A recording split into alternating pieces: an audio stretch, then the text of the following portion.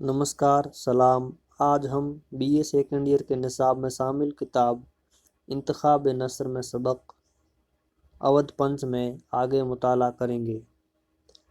अवध पंच की तरक्की व वक़्त का राज बहुत कुछ उसके एडिटर की ज़ात के साथ वाबस्ता है। मुंशी सज्जाद हुसैन का मिजाज अजब सफ़ात का मजमुआ था। खल्की जहानत और तबाही के अलावा जिंदा दिली उनकी घुट्टी में पड़ी थी। मुसीबत व तकलीफ़ के ज़माने में भी कभी किसी ने उनके चेहरे पर सिवाय मुस्कुराहट के अफसरदगी की शिकन न देखी। बीमारी के ज़माने में अगर कोई मिजाज पूछता था तो कहते थे ज़िंदगी का आर्ज़ा है, और अपनी तकलीफ़ों का हाल इस तरह बयान करते हैं कि सुनने वाले को हंसी आ जाती थी। दवा इलाज से मायूस हो चुके थे, मगर कहते थे कि ये सिलसिला महज इसलिए जारी रखा है कि बाज़ाब्ता मौत हो। बला इलाज मरने को बेज़ाब्ता मरना कहते थे। इस जिंदा दिली के साथ तंग नज़री और तासुब से कोसों दूर रहते थे। दुनिया के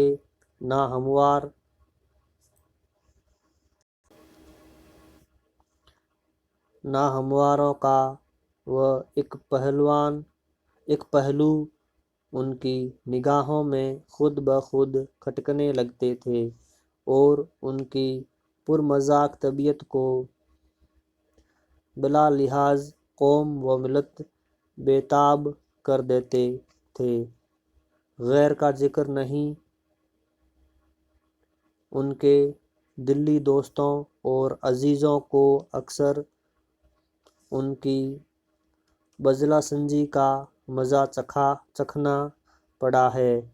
दोस्तों की मोहब्बत और कदर शनासी की बदौलत उन्हें इब्तदा ही में इतने ज़हीन और तबाहनामा निगार मिल गए जो एक वक्त में शायद किसी दूसरे अखबार को कम नसीब हुए होंगे। ये लोग महज अवध पंच के नामा निगार न थे, बल्कि उसके जानिसारों में थे।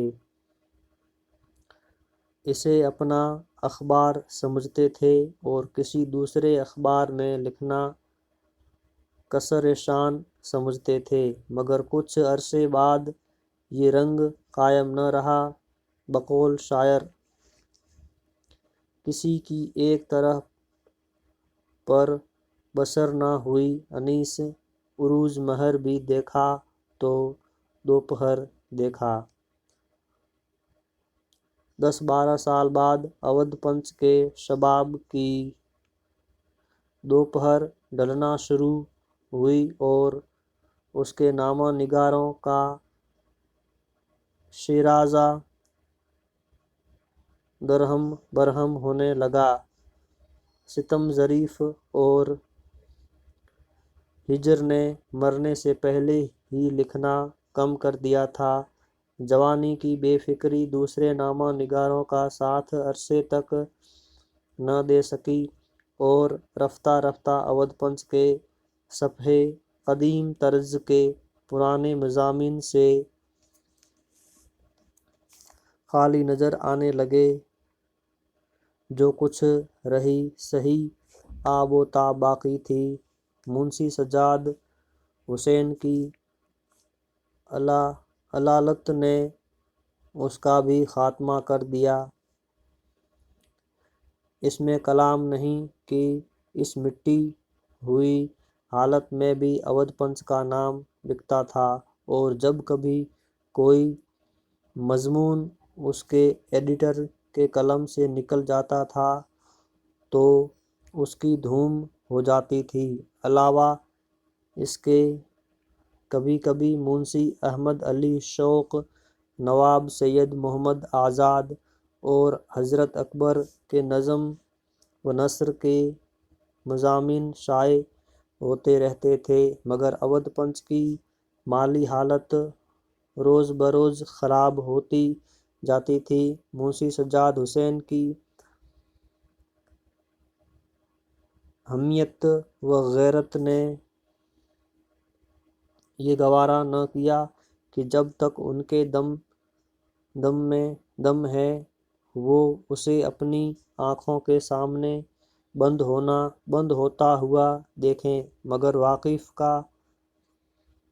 واقف کار جانتے ہیں کہ آخر 10-12 سال میں اودھ پنچ میں سوائے خسارے کے کوئی نفع کی مد نہ تھی۔ منشی صاحب موصوف نے ایک خط منشی بال مکند گپتا مرحوم کو لکھا تھا جو زمانہ میں شائع ہوا تھا۔ اس کے دیکھنے سے معلوم ہوتا ہے کہ وہ اودھ پنچ کی زندگی کو اپنی زندگی سمجھتے تھے۔ لکھتے ہیں، مکرمی تسلیم خط پہنچا، بہت بجا ہے۔ اودھ پنچ مردہ ہاتھوں سے اس لیے نکلتا ہے کہ کوئی اٹھانے والا نہیں۔ 2-1 سطروں کے سوا نہ ہاتھ سے لکھ سکتا ہوں نہ منہ سے بول سکتا ہوں۔ کچھ نوکر ہمت کر کے نکال دیتے ہیں۔ 10 سال سے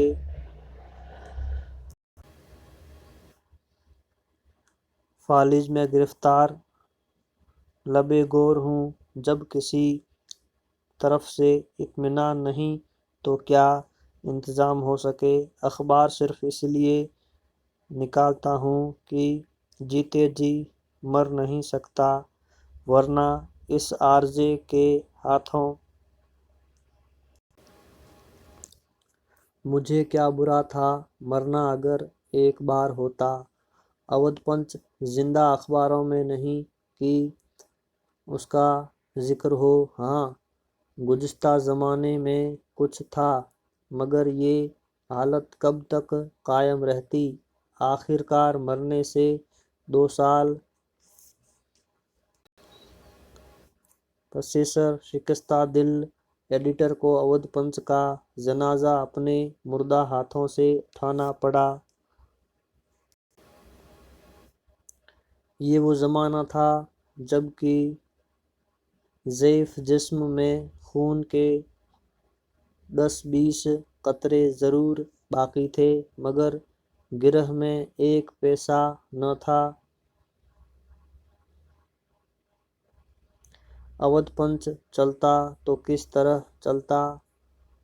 گو کہ باوجہ ایڈیٹر کے باوجود دلبِ گور ہونے کے یہ تمنا ضرور تھی کہ گو ہاتھ